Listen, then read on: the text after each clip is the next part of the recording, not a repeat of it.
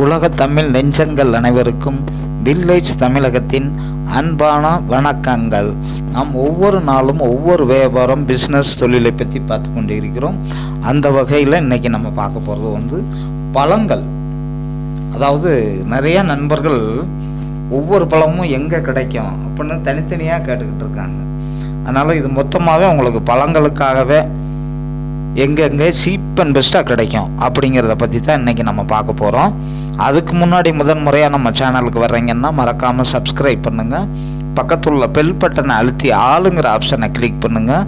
அப்போ தான் நாங்கள் போடுற ஒவ்வொரு வீடியோவும் உங்களுக்கு நோட்டிஃபிகேஷனாக உடனே வரும். நீங்கள் உடனே வீடியோவை பார்க்கலாம்.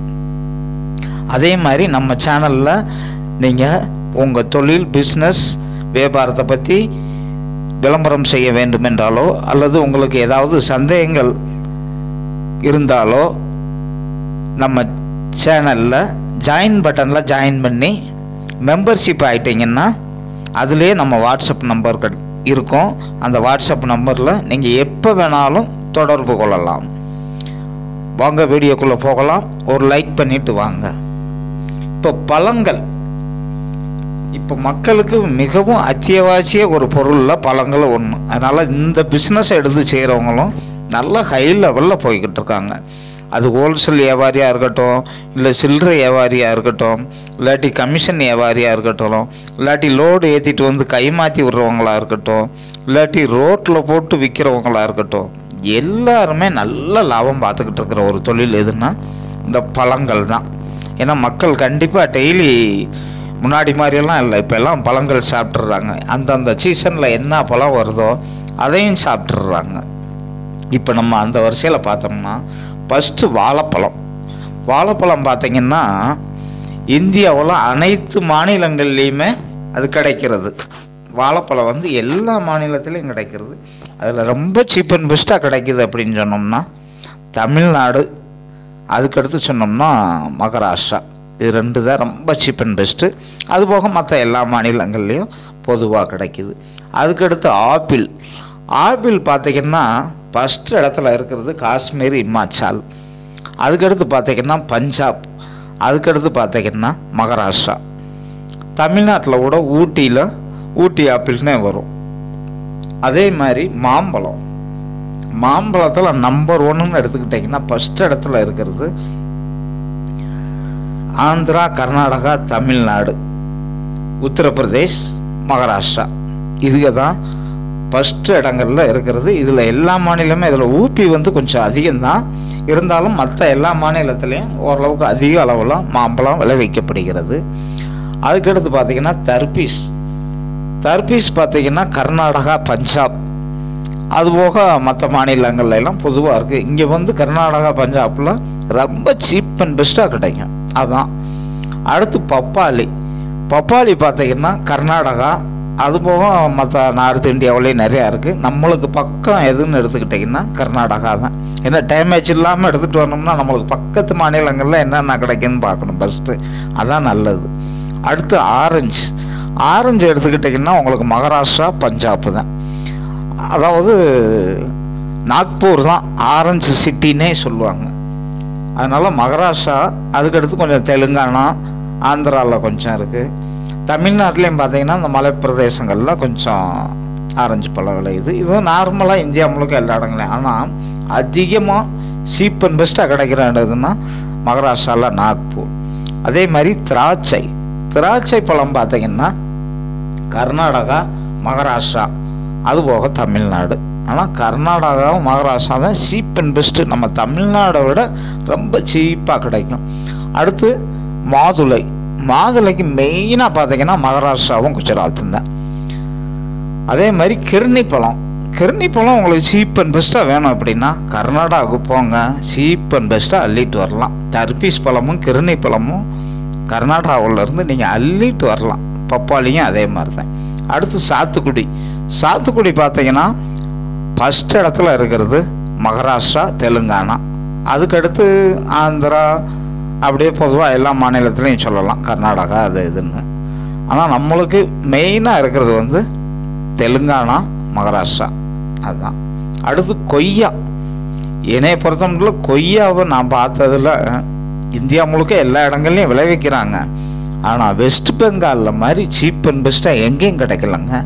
ஆமாம், 10 ரூபாய்க்கு கூட 4 கொய்யாப்பழம் 5 கொய்யாப்பழம் தர்றாங்க. அங்கே லோக்கல் ட்ரெயினில் ஏறி போனோம்னா, லோக்கல் ட்ரெயின்னா சென்னை மாதிரி உள்ளே 30, 40, 50 கிலோமீட்டர் சுற்றுறது இல்லை. இது 100, 150 கிலோமீட்டர் வரைக்கும் லோக்கல் ட்ரெயின் போகுது வெஸ்ட் பெங்காலில். பார்த்தீங்கன்னா அந்த சில்லறை வியாபாரிக உள்ள ட்ரெயினுக்குள்ளேயே வந்து விற்கிறாங்க. அதில் கொய்யாப்பழம்லாம் 10 ரூபாய்க்கு 4 கொடுத்தாங்க. எனக்கு அதிசயமாக போச்சு. அதனால் நான் ஃபஸ்ட்டு சூஸ் பண்ணுறது வெஸ்ட் பெங்காலாக தான் இருப்பேன். மற்ற இடங்கள்லேயே நான் விலையெல்லாம் விசாரிச்சிருக்கேன். இந்தியாவில் 40 ரூபா, 45 ரூபா, 50 ரூபான்னு தான் சொல்கிறாங்க. தமிழ்நாடு கூட அந்த ரேஞ்சில் தான் இருக்குது.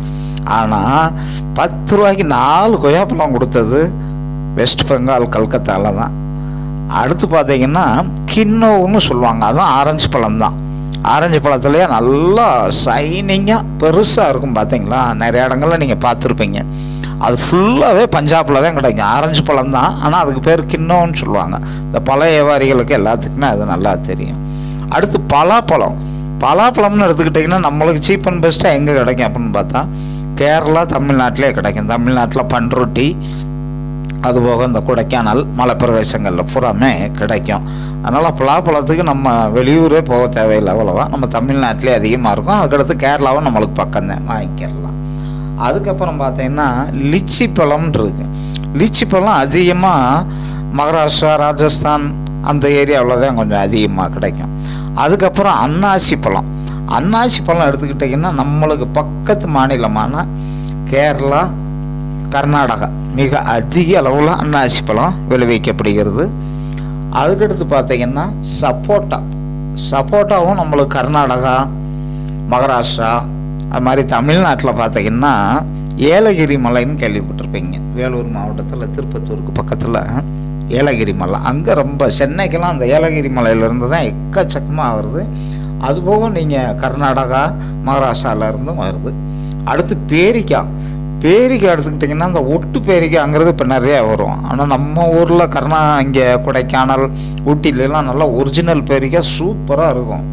ஆனால் மகாராஷ்டிராவிலேருந்து வர்ற ஒட்டு பேரிக்காய் தான் இப்போ நிறையா தமிழ்நாட்டில் விற்பனை ஆகிக்கிட்டு இருக்கு. ஆனால் இங்கே தமிழ்நாட்டில் வந்து சீசனில் மட்டும்தான். மகாராஷ்டிரா வந்து எப்பயுமே அந்த ஒட்டு பேரிக்காய் விளைவிக்கிறாங்க. இதை நம்ம தமிழ்நாடு விவசாயிகளும் எடுத்து செஞ்சா சூப்பராக கீழே இருக்கிற நிலத்துலேயும் வரும், மலை பிரதேசங்கள்லேயும் வரும். அதுக்கப்புறம் பார்த்திங்கன்னா லெமனும் ஒரு பழ வகை தானே. அதுவும் பார்த்திங்கன்னா நம்ம தமிழ்நாடு, கர்நாடகாவில் ரொம்ப எக்கச்சக்கமாக கிடைக்கிது. நார்த் இந்தியாவிலையும் கிடைக்கிது. இருந்தாலும் நம்ம தமிழ்நாட்டில் புளியங்குடின்னு ஒரு தென்காசி மாவட்டத்தில், அதான் லெமன் சிட்டின்னே சொல்லுவாங்க. அதுபோக தமிழ்நாட்டில் நிறைய இடங்கள்ல இருக்குது. ஒட்டாஞ்சத்திரம் மார்க்கெட்டுக்கு டெய்லி லெமன் எக்கச்சக்கமாக வரும். ஏலம் தான் வர்றாங்க. நீங்கள் ஏலத்தில் போய் எடுத்துக்கிறதுனால எடுத்துக்கலாம். ரொம்ப சீப் அண்ட் பெஸ்ட்டாக கிடைக்கும்.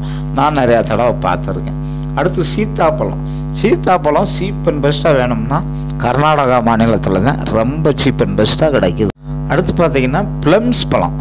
எல்லாருக்குமே கேள்விப்பட்டிருப்பீங்க. ஊட்டி, கொடைக்கானலில் ப்ளம்ஸு நிறைய விளையும் நம்ம தமிழ்நாட்டில். அதுபோக பார்த்தீங்கன்னா மகாராஷ்டிராவில் எப்பயுமே கிடைக்கிற மாதிரி ஒட்டு ப்ளம்ஸ் ரொம்ப சீப் அண்ட் பெஸ்ட்டாக கிடைக்கும். நம்ம தமிழ்நாட்டு ப்ளம்ஸை விட அது ரொம்ப சீப் அண்ட் பெஸ்ட்டாக இருக்கும். ஆனால் டேஸ்ட்டுன்னு பார்த்தீங்கன்னா நம்ம ஊட்டி, கொடைக்கானல் ப்ளம்ஸ் மாதிரி வராது. இது டேஸ்ட்டும் அதிகம், ரேட்டும் அதிகம். அந்த ப்ளம்ஸ் வந்து ரேட்டும் கம்மி, ஆனால் டேஸ்ட் வந்து வெறும் தண்ணி மாதிரி இருக்கும். நம்ம ப்ளம்ஸ் வந்து நல்லா டேஸ்ட்டாகவே இருக்கும். இதுதான், அதாவது மலைப்பிரதேசங்களில் விளையிறதுக்கும் கீழே விளையிறதுக்கும் உள்ள வித்தியாசம். இன்னொன்று செயற்கையான, அதாவது ஹைப்ரிட் முறையில் தயார் பண்ணுற பொருட்களுக்கும் நேச்சுரலாக இருக்கிற பொருட்களுக்கும் உள்ள வித்தியாசமே அதுதான். நேச்சுரலாக இருக்கிறது வந்து உங்களுக்கு டேஸ்ட் இருக்கும் நல்லா. அதே மாதிரி ஹைப்ரிட் வந்து நல்லா பெருசாக இருக்கும், கொட்டாக இருக்காது. ஆனால் டேஸ்ட் பார்த்திங்கன்னா ரொம்ப கம்மியாக தான் இருக்கும். இதுதான் நண்பர்களே பழங்கள். வேறு ஏதாவது பழங்கள் விட்டு போயிருந்தால் கூட நீங்கள் கமெண்ட்ஸில் சொல்லுங்கள். அடுத்து இன்னொரு வீடியோ போடும்போது நம்ம சேர்த்து போட்டு விட்டுறலாம். இதுதான் இந்தியா முழுக்க சீப் அண்ட் பெஸ்ட்டாக கிடைக்கிற பொருட்கள் எங்கெங்கே அப்படிங்கிறத நம்ம சொல்லியிருக்கோம். இதை வாங்கி நீங்கள் வியாபாரம் பார்த்து நீங்கள் கை மாற்றி விடுற மாதிரி இருந்தால் லோடாக கூட வாங்கிட்டு வரலாம். இல்லை நீங்கள் ஹோல்சேலாக வியாபாரம் பார்க்கணும்னா கூட இங்கே போய் வாங்கிட்டு வந்து கூட ஹோல்சேலாக வியாபாரம் பார்க்கலாம். சில்லறை வியாபாரம் பார்க்குறவங்களுக்கு இது கண்டிப்பாக உங்களுக்கு கட்டுப்படி ஆகாது. ஏன்னா அங்கெல்லாம் போனோம்னா டன்னு கணக்கில் தான் எடுக்கணும். டன்னு கணக்கிலையும் எடுக்கும்போது ஒரு சில பழங்கள்லாம் வரும்போது கொஞ்சம் எப்படியும் டேமேஜ் ஆகத்தான் செய்யும். எந்த பழமாக இருந்தாலும் பாருங்கள், கொஞ்சம் கொஞ்சம் டேமேஜ் ஆகத்தான் செய்யும். நன்றி நண்பர்களே, வணக்கம், வாழ்க வளமுடன்.